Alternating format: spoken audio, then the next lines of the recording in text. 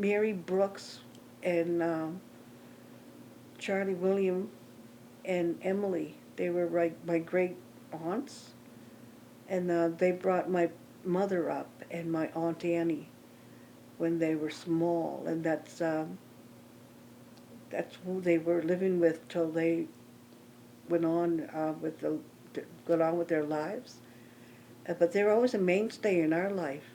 Uncle Charlie would sit you down and he'd teach you Mi'kmaq, especially for your children.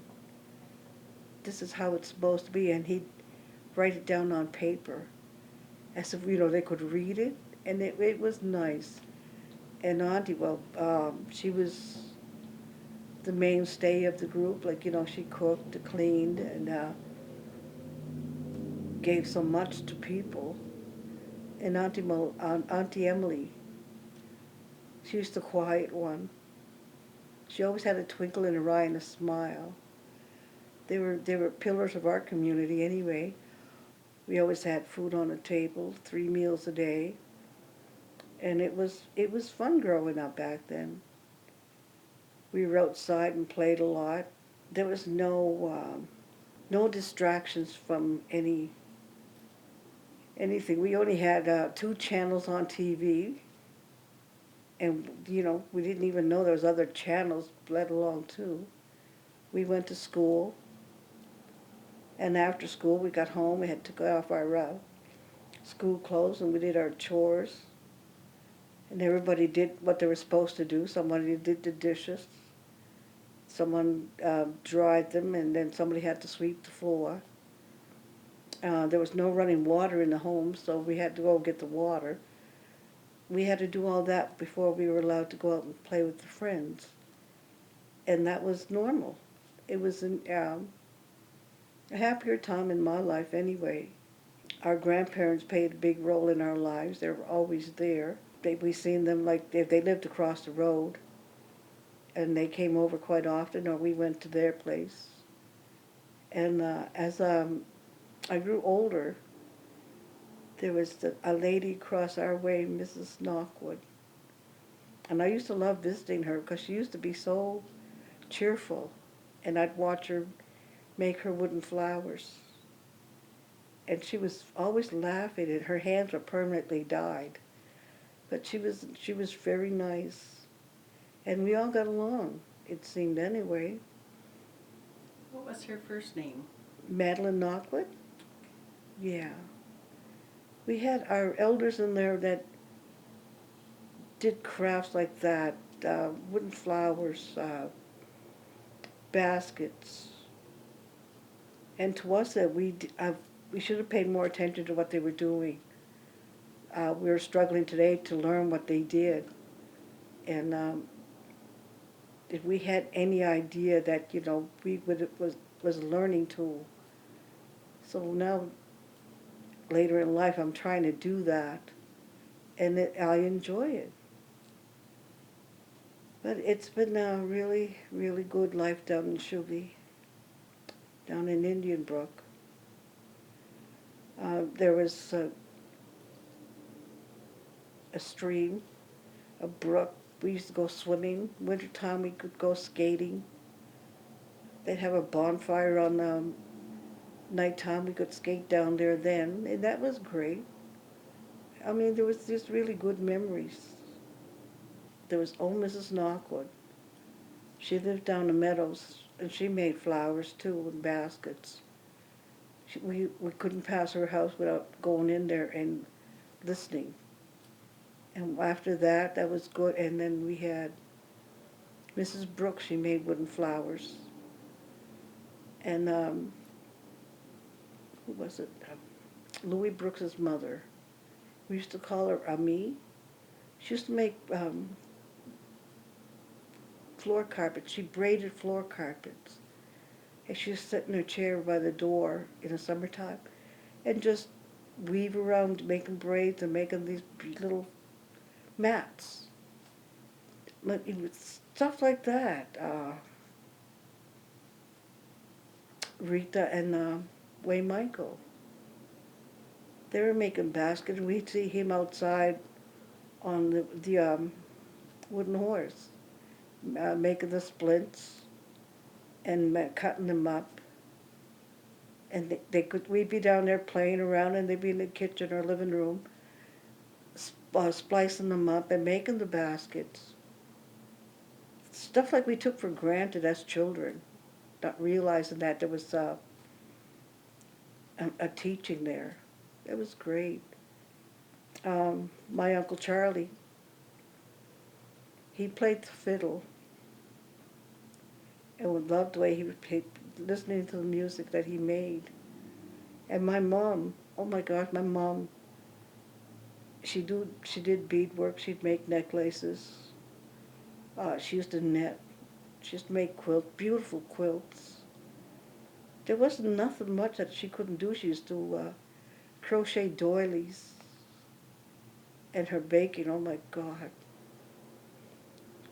Every Saturday morning you could be guaranteed you could smell homemade bread and pies. There'd be about 10 pies stacked on a counter we were not allowed to touch. That was hard, but it was good. We have so many resources that we grew up with.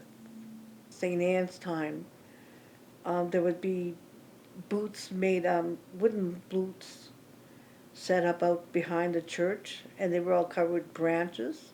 And each booth had like a game that you could play, and maybe somebody sold something here and there, but they were mostly like geared for entertaining children. And there was always a feast, like a big meal, and it was observed by many. Like it was didn't matter how hot it was, people went there, and they all had their Sunday best on, right? And they just watching the kids playing. Then they have a bingo in the basement um, for small prizes and stuff. But it was entertaining. But it was gorgeous. It was. They would make like little bouquets, and then you'd have them either on your wrist or on that, and they'd be putting that you'd wear, and they could put them on the statue after, as it was carried out to the back of the church there, and people would put them there in memory of something or because they wanted to. It was nice. The old church was really nice. It was big. It, all right, I gotta tell you this. You know there was no telephones back then, or if you had them, we used to call them they were well off kind of thing. But if someone passed in a community, Irvin Knockwood would go up there any time of day or night, and if he rang that bell 3 times, you knew someone passed in the community. And that's just to let people know that, okay, there's a death. And we all accepted that as, okay, they all worked from that. And they got together and got everything ready for whoever, and stuff like that. Um, and our old church was beautiful. It was like old architecture, and there was an upstairs with an organ. Sister John Catherine used to play it all the time. Uh, my memory of our old church was Christmas Eve. It didn't matter if it was storming or not, everybody was there. Everybody in that community attended midnight mass, and it was packed. You're lucky if you had standing room. It was nice. It was, oh gosh. It was, we used to take turns cleaning that church. Geraldine and Gino, Leona, and my mother, and there was others that were involved in the church. They got things together, meals, or if something had to be done up or cooked, it was done, and it was donated to whoever needed it. And there was no expectations from that. Everybody got together as a whole. And if nobody was getting along, that was all put aside. to go along with what's been going on at that moment. Maybe those people needed help. They all got together, put their differences aside, and did that. And it was nice to see that. People working together. Yeah.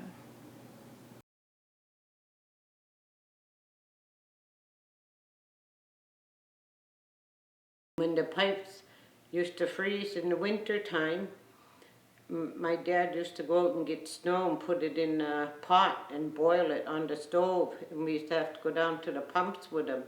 And he poured the boiling water over it. Then he'd lift the pump up so the water would run. And we used to have to throw our buckets down there and pull them up and then fill our buckets up. Then throw it down and wheel it up, pull it up with string, rope or whatever. Pull it up and then we fill our buckets up. Then we go home and the outhouse was always there. And I remember when they first started putting the sewer and water in, and they were going through the main road. And I remember when they came up by Mom's house and Tommy Howe's house, and it was all dug up, and that's when they were putting the main lines in. And then that's when we got toilets after that. We got running water in our homes, and then we got toilet and flushed. Oh my God, we were so happy. And so happy to have our own showers or bath and didn't have to share the water, and oh my God. And we didn't have no automatic washers then either. We always had wringer washer. And boy, Mom had that tub, and that was her rinsing water. The clothes go right in, you feed them through the wringer, and they go into the tub, you rinse them off, then you have to turn the wringer around the other way to get them out. And we always had clotheslines. And we hung out clothes, and then in the winter time, we hung them out, brought them in. We hung them around the house. Mom used to have Dad used to make clotheslines in the house, upstairs, downstairs, in the kitchen, in the living room, and oh my God, and they used to be very hard and stiff, and they dry anyway before morning, before we had to go to school. And they always put our boots and shoes, whatever, by the wood stove to warm up and to dry. I remember springtime too. My dad couldn't afford no boots or shoes one time ago, and my dad took these old rubber boots and he cut them up above and he made a tongue on them, like in the front, and then in the back was old boots, and that's what we used to wear on our feet. Old boots, and oh my God, we were so proud of them. And then when we got new clothes, oh my God, we were so thrilled. My mom used to make our clothes, and I remember Uncle Joe used to buy clothes for his daughters from Sears catalog, and they made the bell bottoms was in. And my mom says, let me look at them bell bottoms. Let me look at your pants. Oh, boy, she'd be sitting there looking at them. She said, I can do that. She went and she got old dresses or anything. Boy, she cut it, she would lay it on table, make her own patterns out of cardboard boxes, her own newspaper. And she put your clothes down, but she make them a little bit bigger to make sure they fit you. And oh my God, she used to make clothes for us, and she always made clothes for my baby sister, Catherine. She always had. And they said, Catherine went to school one day. They said, oh, you got a pretty dress on, Catherine. Catherine said, yeah. They said, did your mom buy it for you? She said, no. She was so proud. No, she said, my mom made it for me, she said. And there's a picture on Facebook today, and that outfit my sister got on, my mom made that for her, and God had great curly hair. Oh my God, she was beautiful.